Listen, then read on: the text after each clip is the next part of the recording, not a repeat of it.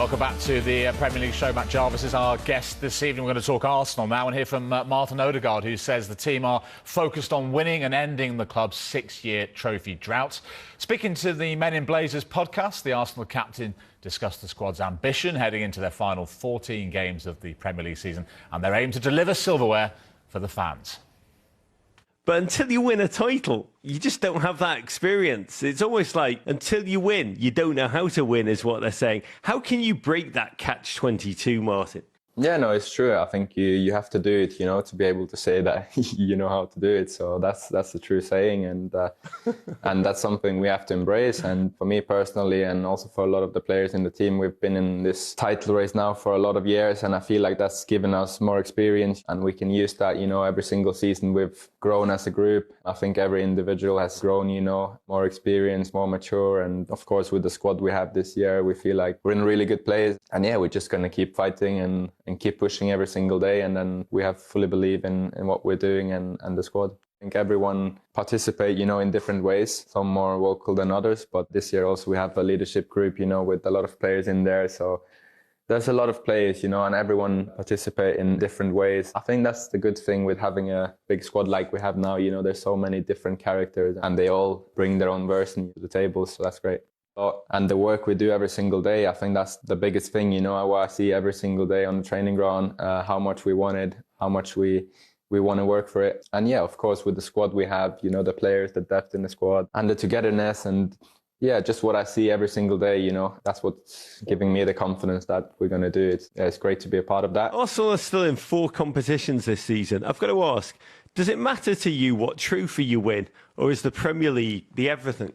I mean, we play to win everything. We want to win every game we play, every tournament we play, every trophy. As I said before, and key is to stay in the moment and not think too much about like the bigger picture or too far ahead. But I think for us, it's just winning every single game. That's our goal. So at the moment, we have to just look for the next game. And it's a good thing we're in all the competitions. That's what we want. And I think that's good to have everything to push for. As I said, stay in the moment and just try to win every single game. Interesting interview there, Matt, and he talks about how this Arsenal team has matured and it's grown in recent years. When you look at that Arsenal squad from, I don't know, say 2-3 years ago to what you see now, how different is it? It is very different. I think the hunger and the disappointment from the previous years as well for getting so close is there. The squad is, it's a really, really top squad with players in every position with 2 teams. So you look at it now and you're like, the players that, the window's closed, everything's done, they're up for 4 trophies. Players that haven't necessarily been playing loads of games, they're still fully involved in the squad. They're wanting the team to win. You can have that little thought as a player maybe that I want to play more games, but no, these players are fully into it. They have to be, and they've got a chance to play in all of these different competitions. Yeah, and you mentioned there, the disappointments of previous years. Is a lot of the improvement because of those disappointments and those near misses they've had? Well, yes, but obviously they have signed some top quality players in that as well. But it will leave, that's not going to just disappear. The disappointment of the last couple of seasons by getting so close, it's not going to leave you. And I'm sure that if they go on to win it this year, that relief is going to be huge. But they've got some top players. And yes, they're maybe not playing as pretty football as everyone would like, but they know how to win a game of football, and they go out every week and they do that. I mean, he is the captain, he is the Arsenal skipper, but you look there at Declan Rice and you've got Gabriel and others there, and experience and leadership. He talks about leaders on the pitch, plural. In your experience, how important is it to be able to look around you and see a number of players leading the way, not just one captain? Huge. And as you mentioned, you look into that squad and they've got leaders all over the pitch. They really do. So if Odegaard's not playing, it's not as if they're like, oh no, what are we going to do? Gabriel, Saliba, Declan Rice just step up, and they do it every week anyway. You've got to have many captains on the pitch. There's just one person that's wearing the armband.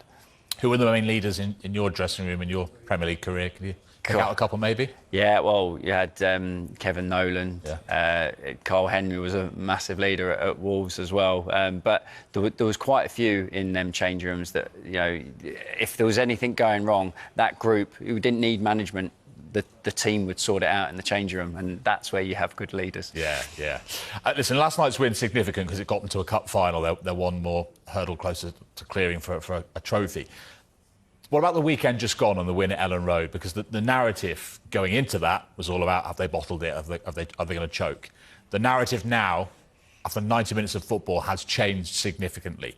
How big a result and how big a performance was that for you at Leeds? It was a massive, massive performance, and it showed everyone that no, it was just a blip. That won't happen again. Great performance, great result, scoring goals, clean sheet. You know, what more can you want from a squad? And it's bouncing back, and they're proving everyone, no, we are here to stay. You know, and that's a sign of a really, really top side. It seems to have sort of calmed and reassured the fans a little bit, because I think from some of Arteta's messaging to the media, it seemed to be targeted at the supporters, trying to get them to relax a little bit. Inside that changing room, reaching a cup final, beating Leeds in the way they did when everyone was questioning them, how big a difference will that make to the mood and the atmosphere? Yeah, you've got belief. That's the biggest thing. You're going into every game, like he said, you know, going in wanting to win, but actually you feel like you can win. And as the games are getting ticked off, you know, it's just every game, another tick, you get closer and closer. And I know that brings nerves and everything, but they'll be so concentrated to win this league, especially because of the position they're in now and also previous years. But they'll be eyes on the prize for sure. Good stuff, Matt. Still to talk. Yeah. Honestly, the schedule's been ridiculous. And when you're playing a team like Chelsea, who've got that many good players, you know, they're constantly making you think, making you work. And, you know, credit to them, you know, it could have gone either way tonight. Could have gone either way in the first leg. But I think everything we've been building towards over the last few years has come together this season. So into our first final in a very long time, so we need to enjoy the moment. Deckers, it's Troy. I just wanted to say, mate, you've just alluded to Troy. it there. You're getting to this point now where, over years, that horrible question, and probably fairly so, has been, can you get over the line? It feels different this year. You've just said it, you're looking to enjoy it. How do you now manage a game like today where it's not about winning, it's just making sure you don't lose the game? How have you dealt with that differently this year as opposed to years gone by? Yeah, look, we're going into the game today. We knew we had the league, the lead in the tie, and we didn't want to put any pressure on ourselves. You know, my bad. We said to the boys, we all said it to each other before the game. We said we're one game away from Wembley. Like, how much do you want it? You know, we haven't been there for many years, and today wasn't just about, you know, playing nice football. Sometimes it comes down to, in semi-finals, you know, your heart desire and how much you want to win a game of football. And in the end, I think we got through the game. We won 1-0, and you know, I don't think Chelsea created much, even though they played well. But in the end, over the two ties, I think we deserved it. And yeah, onto a final now, which we have to enjoy, you know. Declan, it's Nigel. Love to see your development, hey, young mate. man, since we've been sharing the dressing room together, geezer, for a little while. You still remember that nutmeg? You still remember that nutmeg in training? I remember you in the boxes popping it. I remember that. Oh, you remember that? Declan, we didn't need you to say that, mate. We know he's a ball carrier, don't worry. Hey, listen, he was ball carrying when I was training with him. But anyway, Dec, listen, I know you're a humble lad, really humble, great kid. It was a pleasure training with you. Now, I think for me, you're definitely worthy of being in the conversation for being one of the best midfielders in world football right now. How do you feel about that when people speak to you that highly? And don't give me the humble, nice Declan answer. Give me the real Declan in the dressing room answer. Obviously, it's the conversations you want to be in, you know. I think we're playing in a time now where there's so many good midfielders out there. You know, you watch football every week, I watch football. Every top team has top midfielders. So to be in that conversation's unreal. And, you know, it's all about hard work and, you know, putting myself, you know, it's down to the training, listening to my coaches, wanting to improve, taking on criticism, being fit, being consistent. So many things fall into it. And, yeah, I'm very lucky that I can play in this team and prove myself every week. So they're the right conversations to be in. But also, if you want to go to the next level, it's now about going to this final and winning. And hopefully I can get a few trophies to my name as well with this team.